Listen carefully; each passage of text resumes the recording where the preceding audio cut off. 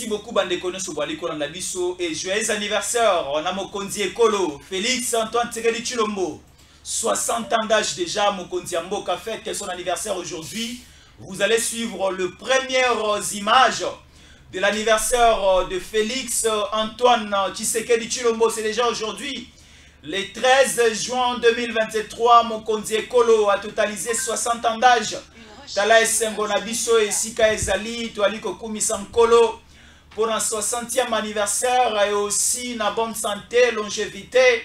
O toaliko souhaiter na mokonzi mboka akende liboso akende wawa. Mokonzi mboka totombeli yo mobu molamu et aussi joyeux anniversaire à vous et toute la famille présidentielle, votre famille biologique. Tomoni la première dame de la République aliko tala biso.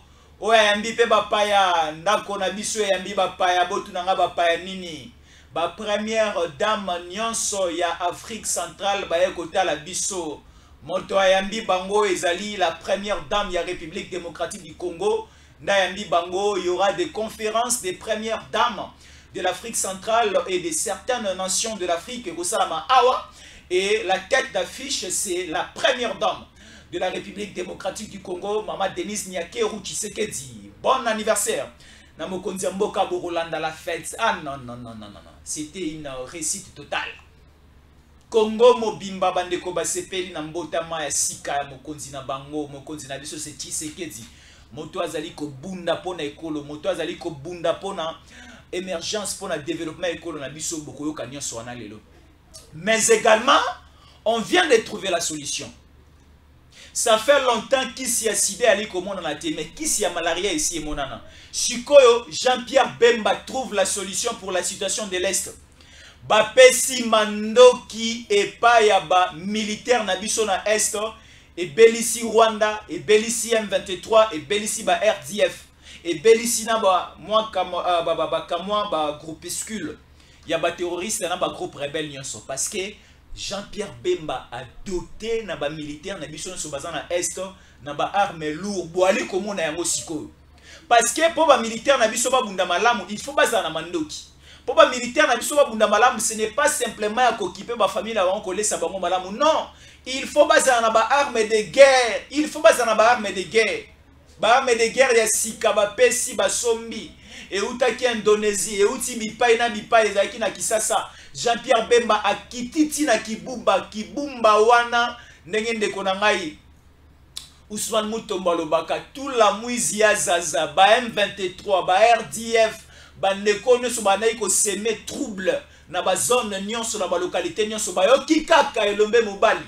Jean-Pierre Bemba Gombo kiti sur terrain ba kimi. Jean-Pierre Bemba Gombo a kiti na kibumba ako kita na Bunagana.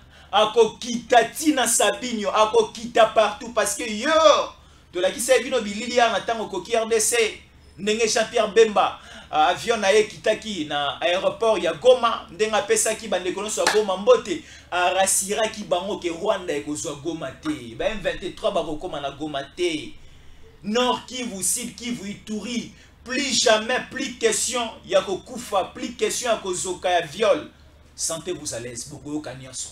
Moi c'est Jésus encore et tout ce pays qui vous allez bien en train de nous suivre. Nazali ngai mogote, nous sommes accompagnés de Ousmane Mutombo. À la kibiso li susu le la koloba mingi Ousmane Mutombo mbote na yo. Mbote ndeko na Jésus na pesi mbote na ba Congolais nyonso des pères et des mères ba oyo ba sepela ko za ba Congolais. Ba monaki mboka mosusu te me bona ba monaki Congo lokola sel mboka oyo nzamba pesa kibiso na pesi ba mbote mais nazo profiter pe na singa na yo. Pona kopesa pe mbotama elamu na tata mokonza ekolo to bengaka epa na biso dile dibo dimba tu vois il dit dibo dimba epa mokonza ekolo ça dit mbotama elamu oyo ba congolais le ba comprendre que 60 ans d'âge oyo mokonza mboka akotaki na pouvoir avec 55 ans il est là aza soudan manda na ya liboso ezo sila azo kisa 60 ans d'âge c'est-à-dire que ce n'est pas facile 65 ans où il y a l'équipe il y a qu'on raisonner comment Congolais cause à la libre, comment Congolais cause à la kimia, comment Congolais cause à lipa. Tout ça il a traversé pendant 5 ans et bah tout ça comment kana ba âge ba mama wana te ba mosu ba sala crise cardiaque mosu asundoli bino alibia lia kana ya libino so kufa beaucoup fois na bino asundoli ndenge ya oyo asundola biso bato bazolela ye akipaka pasi te bato bazomona pasi tata wana tata na mandefa asundula congolais bokufa na este etali ye te babenga na bana ya classe etali ye te université ebeba toalete kutu ebouche etonda kutu ye ekipaki ye te nzela ebeba te asundulaki bacongolais. Mais nous avons un papa aujourd'hui oyo azo fêté lelo anniversaire naye avec considération atali pendant 5 ans oyo azimboka nini abakisaki. Il écoute la population congolaise azo se battre pour qu'ils ont na est mboka na biso azo mona pona congolais banda ko futama te afutama bisika hôpital ezalaki te ekota bisika classe ya malonga ezalaki te ezala. Donc c'est ça aujourd'hui 5 ans ya tam gonza ekolo 60 anniversaire ya evina ya bombo ya bomoto bila nini tokoki koloba. Est-ce que ça positif ou négatif? Moi je les ai positif parce que ce que Tshisekedi a fait pendant 5 ans il faut aller ingrat parce qu'il faut aller noki pour dire que Tshisekedi n'a rien fait. Ce que Tshisekedi a fait pendant 5 ans et ce que nous vivons aujourd'hui, ce qu'on a vu pendant 20 ans de règne de Rwandais ici dans ce pays, il n'y a pas match. La raison pour laquelle les Congolais les balaki c'est que non tous ont plus opportunité deuxième mandat ezali pour que 5 ans les sous au sala koleka wana ngai na leki pour na kopesa kaka mbotama elamu joyeux anniversaire diledi bodin. C'est ça. Voilà, le message tombe de partout. Batobali kokomela biso depuis la France. Namoni na Lille, na ville à Lille, namoni JM Jean-Marie, un Congolais au niveau de la France, à l'objet joyeux anniversaire au chef de l'État. Merci beaucoup à vous. Et aussi un Congolais au niveau de l'Autriche, na Vienne, Dadi Rachidi Moubobo. Lui aussi a dit joyeux anniversaire au chef de l'État Félix Antoine Tshisekedi Tshilombo, longévité à vous et pleine de grâce et que l'Éternel continue toujours à vous bénir pour la bénédiction aussi de toute la nation congolaise. Merci beaucoup.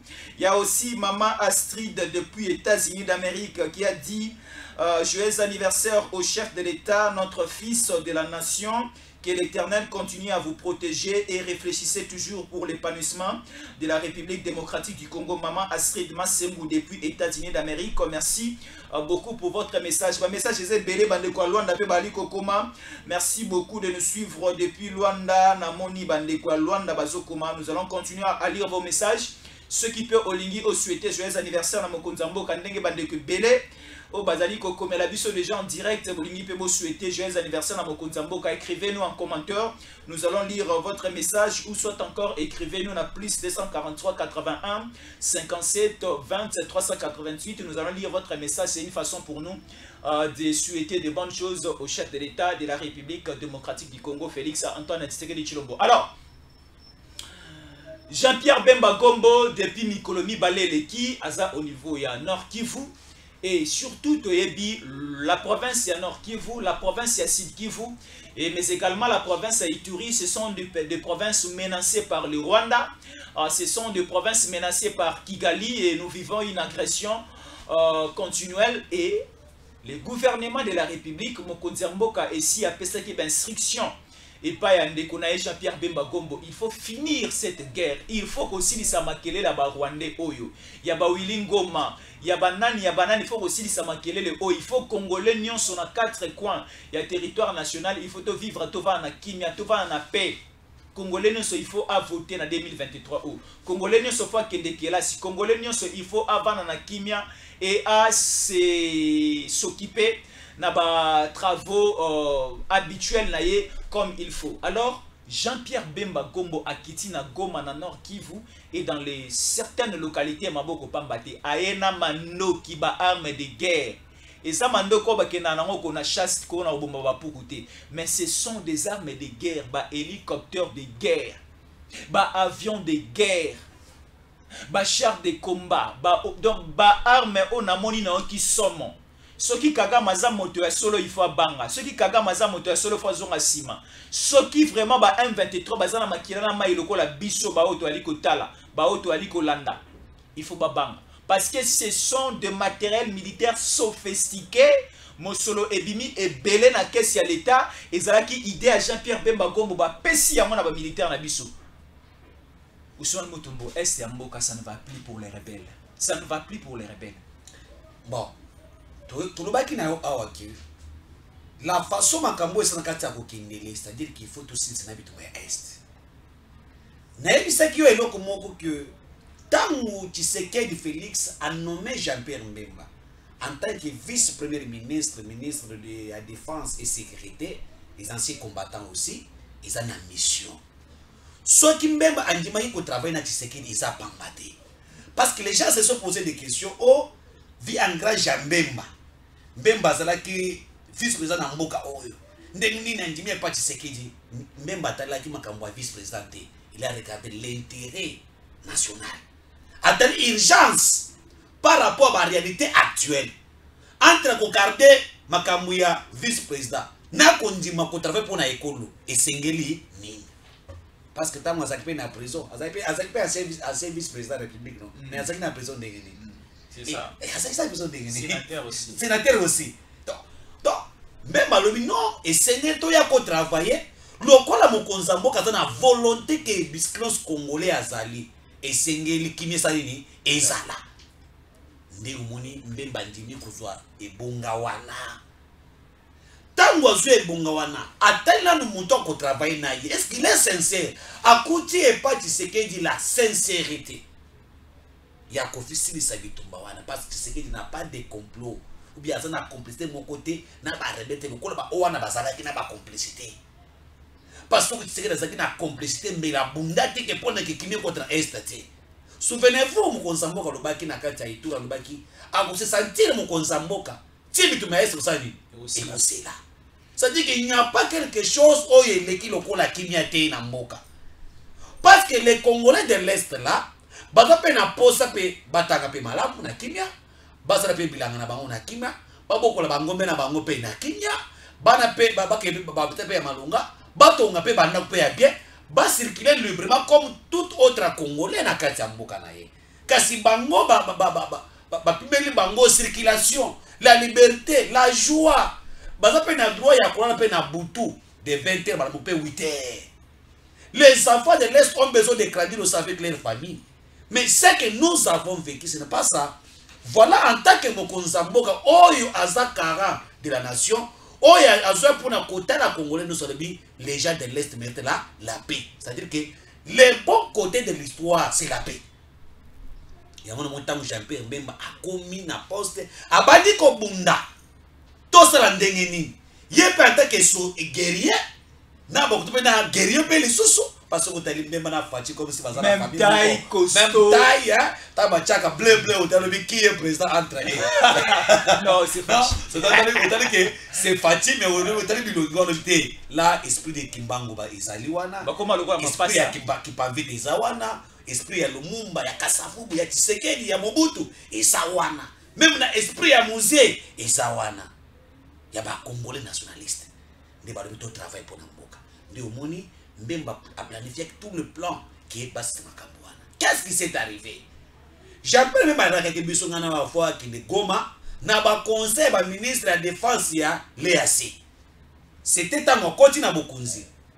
A Sengaka qui est kuna. Mais du fait que Rwanda tripoté la biloko wana, oh bisoma Rwandais, to wayabe to koyate, ba délocaliser à moi lobi, te to fana na to bombisa makam. Et akei ko bana koloka minduki. Na Indonésie to moni Mbemba zalaki. Na Chine to moni Mbemba zalaki. Na ba pays ba to moni Mbemba zalaki panzi wana. Ah, ba tous la ba teme makambo na ba pays ba ba jipete. Akei partout. Koloka nini? Solution pour na kimia est. Parce que mission ba pesi Jean-Pierre Mbemba pas Tshisekedi zaki un. Tosal armée moko nationaliste. Ko réformer armée. Ya wana boye kitango Mbemba côté na bokonza ya bibi loko liboso tous les généraux et c'est va présenter ba mikanda na bango ba académie militaire na ba centre de formation to yeba a kotaki kana armée a sala formation nini et ça pour na kubanda ko nettoyer tous les kafurumwetu o bazaki na kati armée na biso parce que Jean-Pierre Mbemba est le seul ministre o ya yebi réalité ya provenance ya ba Rwanda na se armée na biso ba Ougandais ba Burundi na makambutani mixage et brassage. Mboussa Namouissi aussi ministre et intégration régionale. Il n'a pas aidé ces dossiers très bien. Il n'a pas aidé de soins très bien. La raison pour laquelle il fallait qu'il y ait un jeu rôle naïe. et le quoi ne bouti moi mon mébile ou qui va kafumoto bile ba qui na armée qui rejoindre M23. Je te dis que depuis même ba côté qui n'a pouvoir au moins 74 généraux na ba colonel ba qui a faire des officiers en général ba rejoindre M23. Pourquoi? Parce se sentir mal à l'aise. Pourquoi? Parce que batie bango mi beko c'est pas respecter yango. Nationalité na bango zala ki lolenge. Bazala ki ba Rwandais, ba Ougandais, ba mon ki biskra bango ezate. Avec arrivé ya mbemba ba yebi. Et plusieurs armes et DSP aussi, il y a biso ba bazoni pe na kati armée.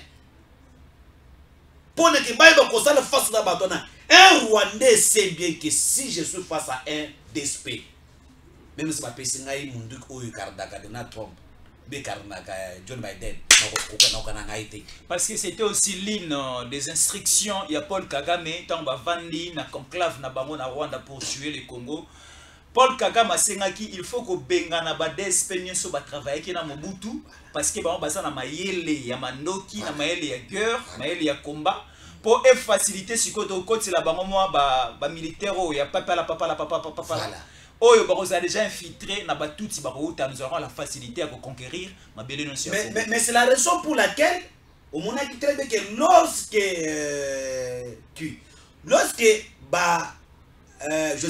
Musée Aye Nambo Canabiso, Batie Dems Kabari, chef d'état-major, la première mission était de détruire toute l'armée zaïroise à l'époque. Les DSP, les bérets rouges, cantonné Bango na Kitona. Après Bacheli Bango ba poison na madesu. Ba kufa lokola ba nyama. Ba muso so ba una kanina.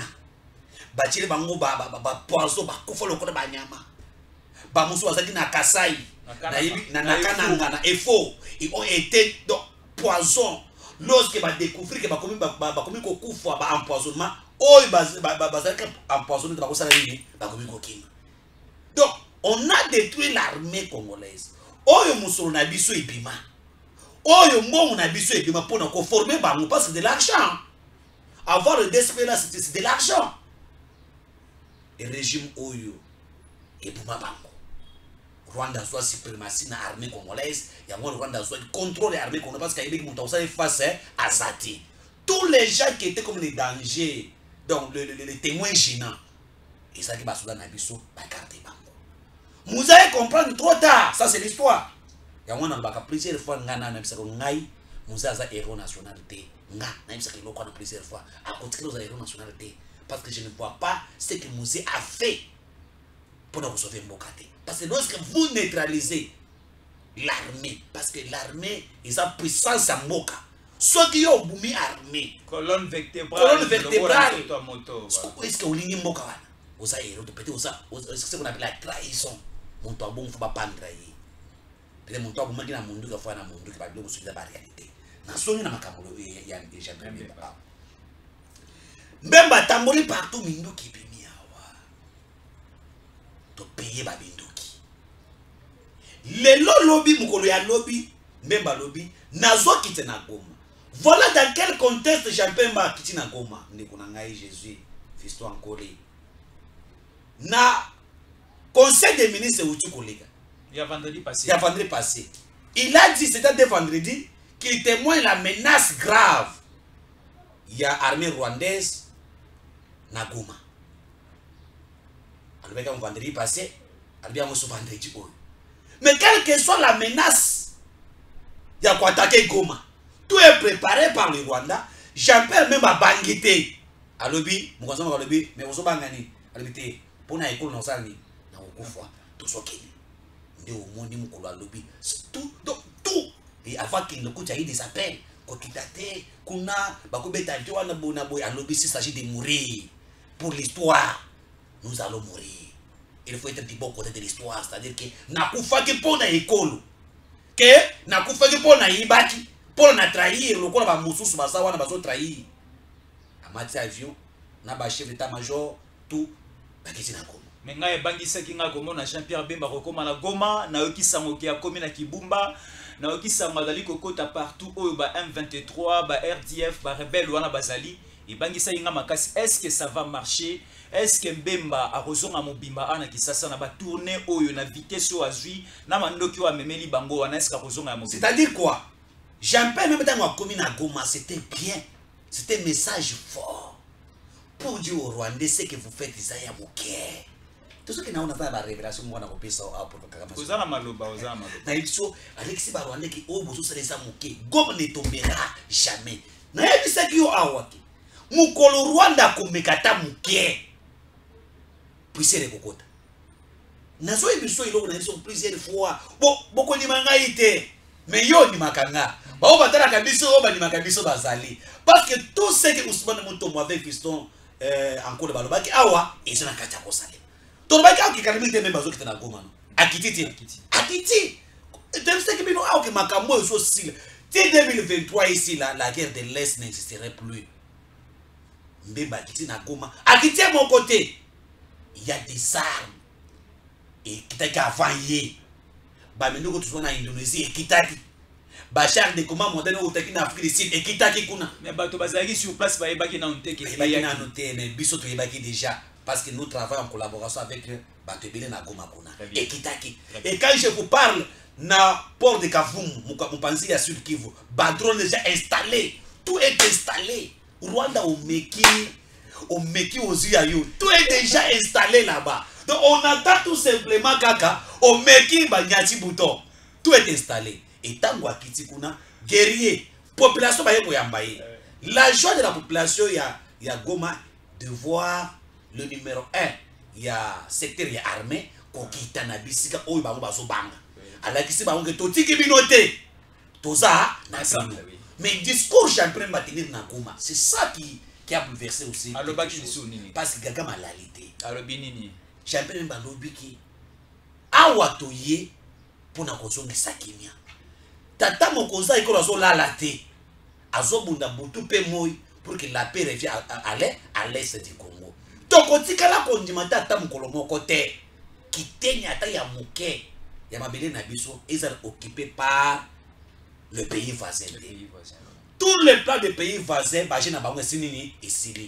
nous avons préparé l'armée et nous sommes prêts d'affronter tout. Notre armée est à base d'alerte. Tout ce qui peut arriver, nous sommes prêts de répondre.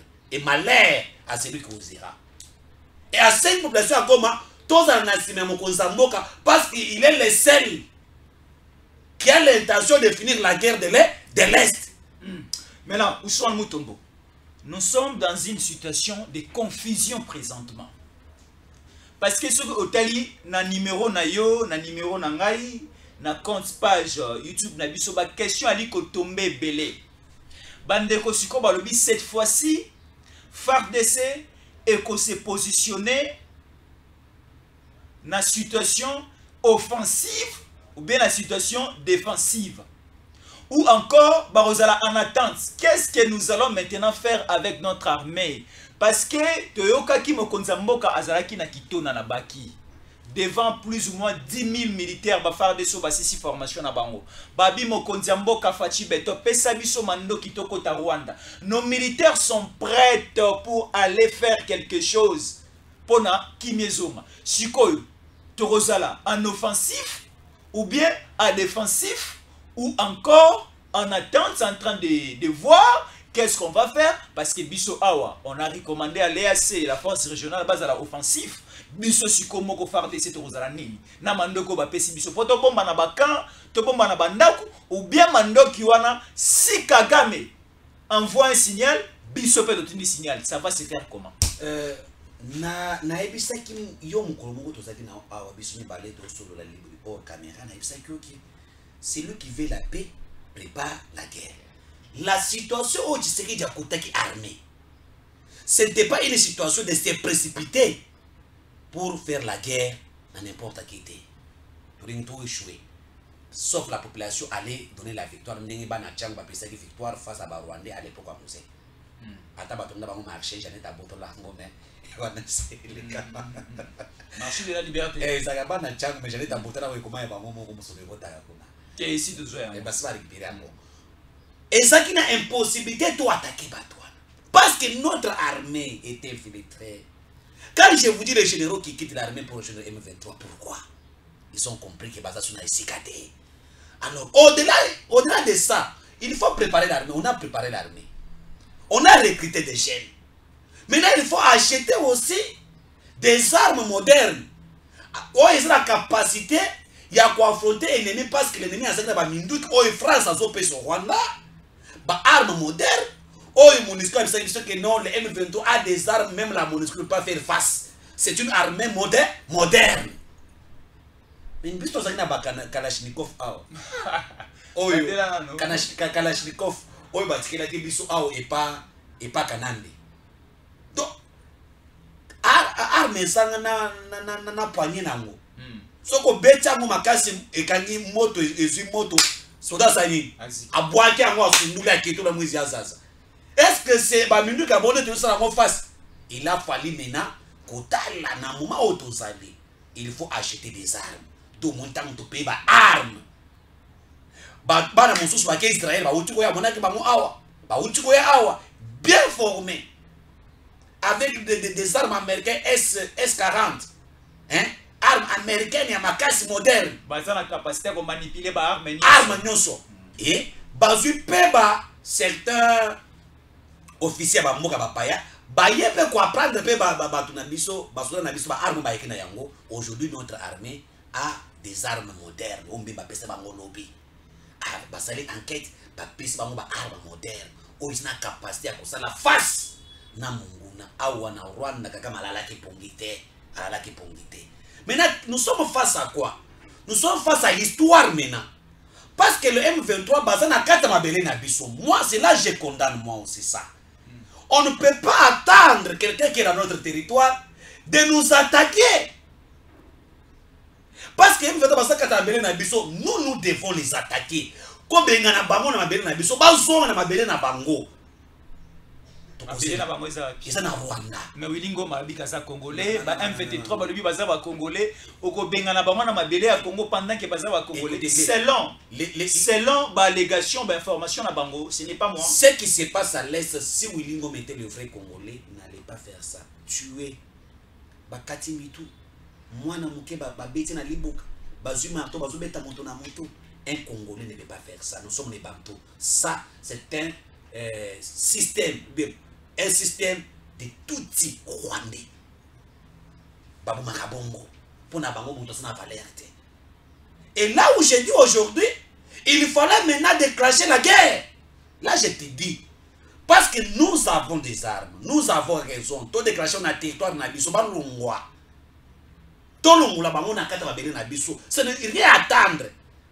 Makamo ya trêve oyo minduke beta te wana, c'est ce qui profite que batouana ba émerger. Je te dis que le M23 se sont émergés à cause grâce à l'EAC. Na ba cessé les faits. Oui. O bazaki na ba pota bazui ba traitement ba songi normal. O ba kimaki ba songi nanu. O bazaki na ba matériel ba ni renforcer ba matériel, mais ce n'est pas le cheval attaque et ya cause de se soutenir. Il faut frapper. Mais c'est que moi je sais parce que Mbemba kiti la Kichanga na Mweso akeiti na Kibumba. Mais Kibumba apparemment c'est entre les mains, il y a ba force étrangère, non? Mais ça maboko ya ba autre truc ba l'EAC. Mais l'EAC assisté par les M23 et RDF. Mais Mbemba est allé là-bas. À côté na Kibumba, c'est une partie na Kibumba là, je dois préciser. Il y a une partie na Kibumba qu'on a colonne 4. C'est cette colonne 4 wana ils ont ba FARDC na bisumi baza occupé wana. Yangambo kuna nde côté divisé en deux. Oui, divisé en deux côté ba M23 na ba ndoki na bango pe basali kuna. Parce que Mbembe est allé jusqu'au front là-bas. Na partie ni. Na partie ya FARDC basali azota na ba ndoki wana kuna. Donc Mbemba lobi nous devons finir avec ça. Et cet renforcement ya ba force armée congolaise et permettre que l'élo toyoka ba makamo mususu. Qu'est-ce qu'il y a? Même les Wazalendo, Mbembe les a visités.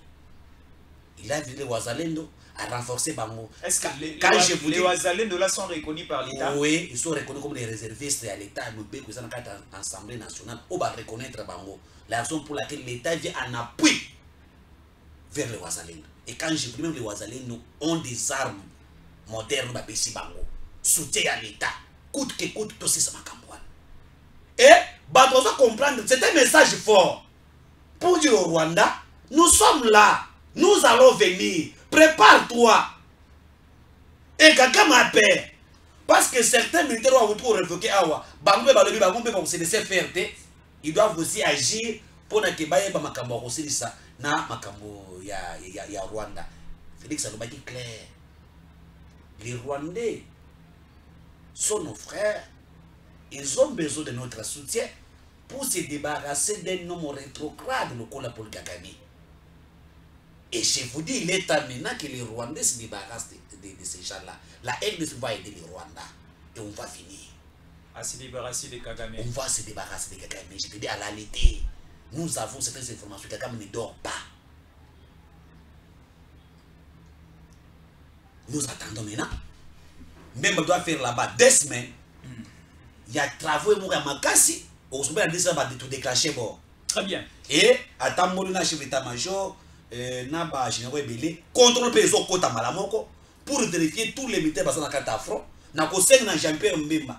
Aken n'a qu'au sol na soda mori à Souka. Moi, pas soda à Souka wan. A son Naba Général basé dans la carte afro, ba mafia, ba volé, bazawan. A son na soda mori à Souka. Oya kopesa bango information tuna bango est-ce que bozuaka prime na bino ndenge yaka est-ce que boliaka bien ndenge ezalaka est-ce que bateni bozuaka ba munition bozuaka soka solna basuda ya suka là c'est ce que je donne comme conseil soka solna basuda ya suka à comprendre barité bile soka yuki bango pas M23 wana tout la musique ça ça 48 heures baki parce que bazo benga biso baza déterminé de finir avec ça et nous entendons maintenant tourner Jean-Pierre Mbemba, quelle est la décision parce que le Rwanda bazo banga, même le M23 ba bangi. Parce que moi j'ai pensé que même Makutaboye, Babete, Nakibumba wana mais ba quitter pour montrer que Makila peut m'abeler donc on fait la bonne mabele. Oui, Ousmane Mutombo, il y a une question qui vient de tomber ici, Bandeko Bazo Landabisubele. Écrivez-nous aussi, hein, dans notre page Karawana, écrivez-nous. Il y a quelqu'un qui nous a posé la question de savoir, oui, les chefs de l'État Asala qui appelle et pas bilingue mibali pe basignonso baya ko s'enrôler dans l'armée et basali formation tout le monde ba militaire et belé basali formation. À quoi bon maintenant d'aller recourir encore aux forces étrangères? Prenons le cas ya EAC force régionale Motuya na bango na kati mabele na biso zawapi. Motuya aussi à présence ya SADC pas militaire à SADC na mabele na biso zawapi parce que nous avons de militaires. Le nombre était réduit.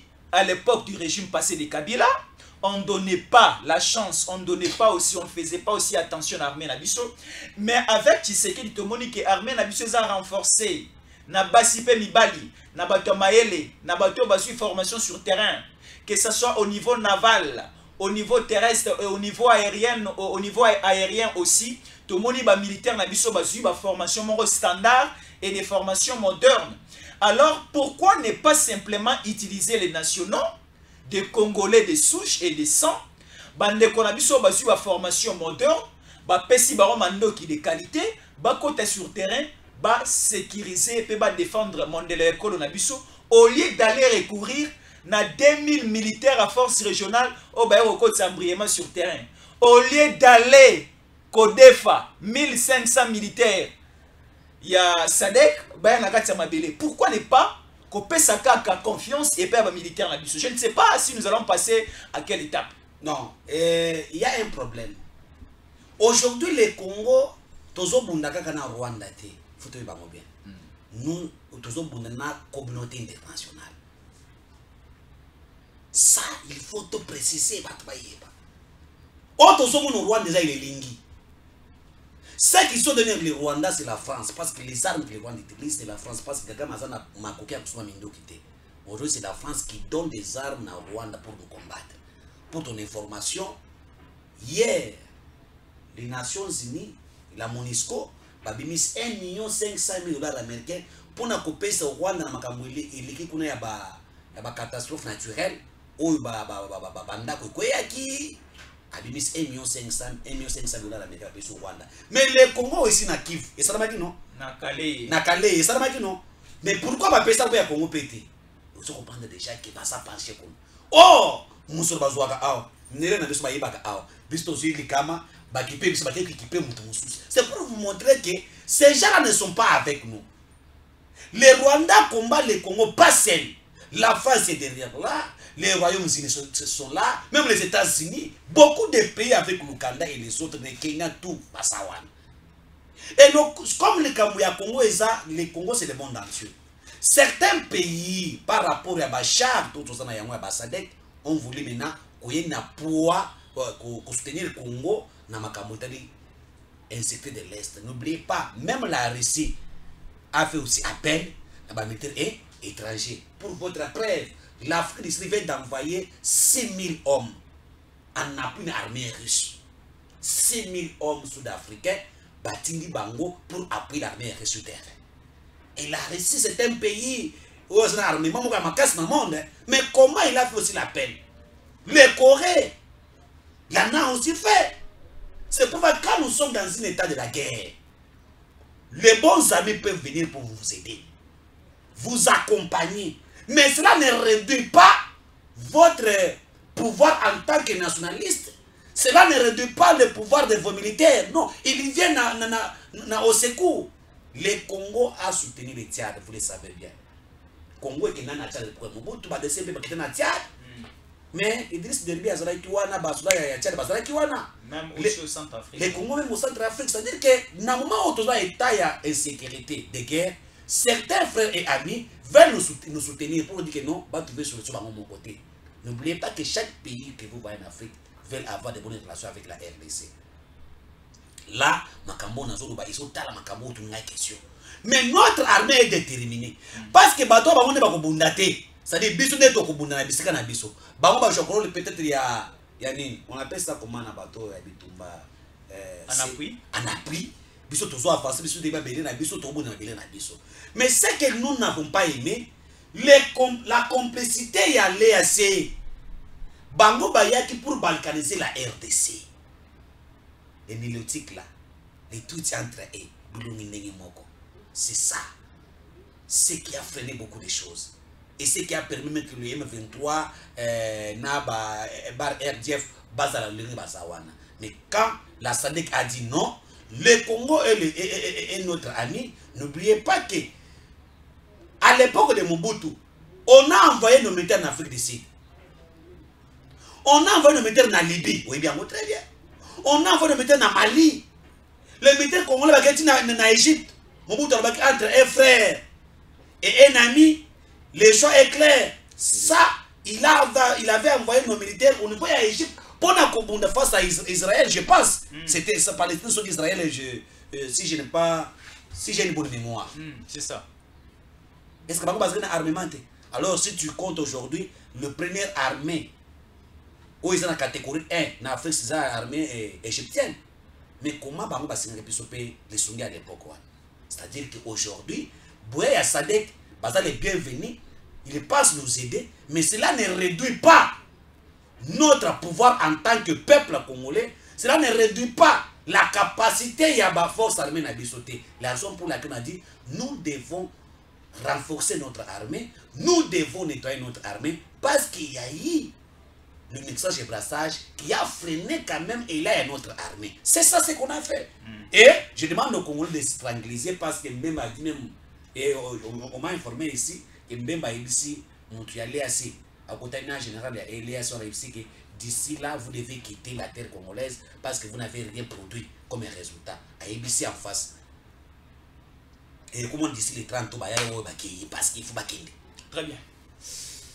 Très bien, Ousmane Mutombo. Le message continue toujours à tomber ici. Il y a quelqu'un qui a encore souhaité joyeux anniversaire au chef de l'État depuis Palanca en Angola. Glody Vangu Boïka dit joyeux anniversaire au chef de l'État de la République démocratique du Congo. Pleine de longévité à vous. Continuez toujours à réfléchir et à combattre les ennemis du Congo.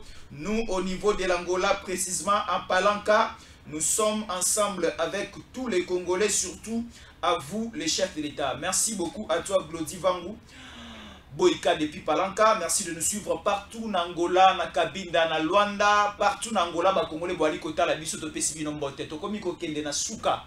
Il y a une émission na biso ya lelo to betima masolo ebele. Vous le savez, aujourd'hui c'est les 13. c'est l'anniversaire du chef de l'État Félix Antoine Tshisekedi Tshilombo. Ezaya Kobomba te mokonzi ya mboka a totalisé 60 ans. Tata ya ekolo, tata na ngai pe tata na yo. Lelo ezali ya kosepela, lelo tokomela, tokolia parce que esengo na biso ezali papa a koti na mobu ya sika. Anniversaire à mokonzi ya mboka ezali lelo. On a essayé un peu de trier quelques messages et continuez toujours à nous envoyer des messages parce qu'après ici il y aura encore une nouvelle édition d'information. Nous allons étaler toutes vos communications et tous vos messages de vœux dans mon compte école. On a aussi parlé de la situation en déplacement. Il y a le ministre Jean-Pierre Bemba Gombo qui au niveau de l'Est, Ousmane Motombo, a essayé un peu de dire tout. J'ai beaucoup aimé son intervention, sa réflexion, ses idées. Il y a Koloba que cette fois-ci ou jamais.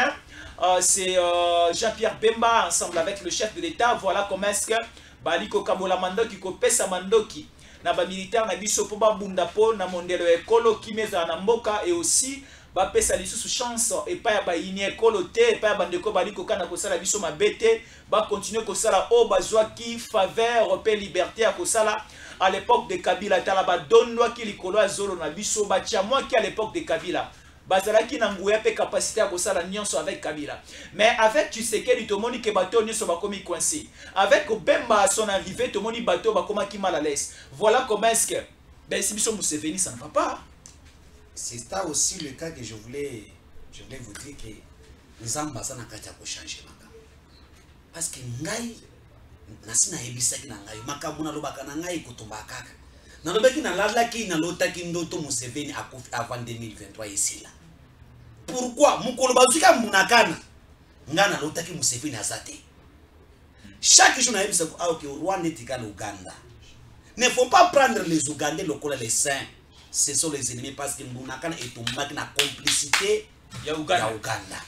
Et na yebisa ko Museveni en 2023 quand je vous dis Museveni azate. Et selon les informations que nous avons hier son enfant au hasard général na maman na ye bakei na hôpital de bisika Museveni azali kaka bango mibale baboyi mutu musu akota kuna tango bakoti baumeli basuna baninganga komima na bango ilongezaki ya bien te bapesi mitindo mutu akota te. Ça c'est les informations qu'on me donne na service de renseignement militaire ougandais biso za partout tango bazongi mbala moko na ndako il paraît que Museveni azana basoki misatu comme ça babengisi réunion ya famille et pas ya général. Oui, babengisi réunion ya famille et pas moi na général wana bakoti na ndako sa mutu musu aki bandaza la te. Ils ont eu une discussion pendant même 1 heure et 2 heures. Comme na bango ba tuso ba bimaki bazana ilongi ya mao. Et rien n'a tweeté. Et kaka même lobby wana na pourquoi abengisi ce réunion na ba généraux. Bah généraux Moussous avec ça réunion à Solina Bango, mais ceux qui ont parlé avec les généraux et bimité là moi je pense que Museveni n'est plus là et moi ne retrouve dictateur à Kofi bah il s'est rabatté tu peux peut-être 3 jours 4 jours oh Museveni a ça mais à ça parce qu'il a eu Covid-23 19 Covid-23 né juillet et ça me pose des questions mais comment il osa content na ya Museveni oui makina ya ba congolais kufwa. Tout celui qui est derrière la mort des Congolais paiera. Tuera par l'épée, paiera par l'épée. C'est ça. Et, au niveau de Rwanda, ça bouscule. Tu sais, il y a quelqu'un qui m'a dit que non, le Rwanda accuse les Congolais. J'ai vu dans les tweets, au Bango, ne va empoisonner Museveni. Oh, comment ça? Oui, c'est le gouvernement congolais, ne va empoisonner Museveni. Par quel moyen? Par quel moyen? Là, ce sont des tweets rwandais. Le gouvernement congolais a empoisonné Museveni. Donc Museveni a roulé à un restaurant. Je ne sais pas, je comprends. Museveni a roulé à un restaurant à Goma. Oui, j'ai habité. Je comprends que Museveni n'est plus là. Et bien, même plan de téléchargement et empoisonnement, j'ai compris qu'ils sont pères. Kagame se retrouve maintenant seul. Parce que la communauté internationale ne veut pas de l'enfant de Museveni. Lorsque Museveni est là où il est... Mais selon les plans au niveau de l'Ouganda, après Museveni, c'est son fils. Mais c'est que la communauté nationale ne veut pas de son fils. Et c'est le vice-président de la République, Yolande Museveni, qui joue l'intérim. Lui aussi ne doit pas se laisser faire. La raison pour laquelle déjà... Il est de la famille? Non, il n'est pas de la famille. La raison pour laquelle maintenant les généraux, Nakati Ouganda Bakabwani, il y a ceux-là qui sont avec le vice-président, Oyo, à jouer l'intérim. c'est là que l'enfant de Museveni, les voyous là, Mouta Benakaba Bombe, ne réfléchissent pas, veulent aussi qu'à côté de pouvoir. Là, ça doit chauffer. Et de l'autre côté, le Rwanda n'a plus le soutien. Il y a Museveni. Parce que départ, il y a Museveni, ça départ avec Paul Kagame. Ça chauffe aussi là-bas. Il y a un homme qui a tourné, qui bouge, toujours y battre. Nani parce que Museveni a pris Kagame a zokende. Les Congo, nous sommes prêts. Tabasa matanga ya Museveni wana bisoso kota na Rwanda. Tokota ce qui va Uganda ba ko appuyer sur Uganda. Rwanda. Donc ekozala bongo. Et c'est que c'est la paix au niveau du Rwanda. Rencontre le chef de l'État na Eugène Gassama. Tu connais non? Oui. Eugène Gassama yaki awa akotana mukonzambo kazaki ancien ambassadeur ya Royaume-Uni na compte ya Rwanda. C'est quelqu'un qui a travaillé dans le service de renseignement russe, américain na compte ya Rwanda. Oh yena Kagame et bien la coalition soutient. Kagame a voulu tuer ces jeunes là et ces jeunes là n'est plus avec Kagame. Et on nous informe que l'enfant qui Kagame a nommé général aza mwana mwasi na ya botana jeune. C'est là où il y a eu le problème entre Kagame et jeune. Avec ça na Rwanda aboya kokende. Maintenant présence ya jeune wana m'penser que c'est qu'il vraiment compris que oh ça veut dire qu'il y a quelque chose qui se prépare parce que c'est quelqu'un qui connaît tout le plan de Kagame. Et ce n'est pas pour rien, il a révoqué des militaires Rwanda parce que Bazaka n'a lien. Mokuna et Eugène Gassama. Ça bouge dans Rwanda. Ça bouge, mais nous, on est là, on dit, cette fois-ci, on va finir. Tous les complots là, les Baka, les Kabila, les Katumbi, tout, nous allons partir aux élections avec tous les territoires du Congo. Merci. Et Kwamuntu, balancer déjà l'opération en les 26. Les 26. C'est l'armée a fait son travail. Et maintenant, quand Mbembe est allé là-bas, on doit faire le travail.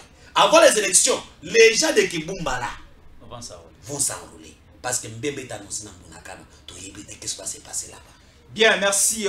Effectivement, c'est confirmé. Il y aura des élections ce 20 décembre 2023 en République démocratique du Congo parce qu'au niveau de Kwamonto, c'est un territoire au niveau de la province de Mai-Ndombe, il y aura ce que nous appelons l'opération d'enrôlement parce que Kwamonto, enrôlement Salamakite, vit les tensions avec cette milice Mobondo, terrorisé, bomi, semer des autres makasi. Donc, enrôlement, Seni est annoncé, Bisso et Kozala lancé ce 26 juin au niveau, il y a Kwamonto et aussi dans certaines localités et territoires au niveau du Nord Kivu et Ituri.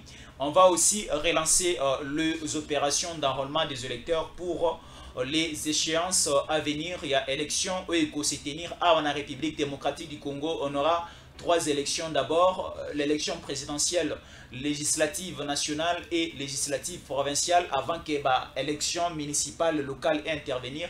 Mais déjà c'est 20 décembre, il y aura élection, ça sera un certain mercredi. Préparez-vous déjà. L'opposition, Botika Basitil, Botika ce qui va marcher n'a pas d'importance. Préparez-vous, préparez vos électeurs pour ne pas participer à l'élection aux Alikoya. Merci beaucoup. Merci beaucoup aussi à un tonton qui est en train de nous suivre depuis Londres. Il s'appelle Foreman. Il est le président international, on peut dire aussi national. Il y a les amis de Fachi Béton. Yepé Azaliko souhaité joyeux anniversaire. Merci beaucoup à vous, Président Foreman, de nous suivre depuis l'extérieur du pays. Restez toujours fidèles au programme des Tango Koki RDC. Abonnez-vous, partagez et surtout likez nos émissions. Ça sera une façon pour nous, et pour vous de lancer et de mettre encore en vigueur cette grande chaîne patriotique Otobengi Tango Koki RDC. Merci beaucoup, à la prochaine.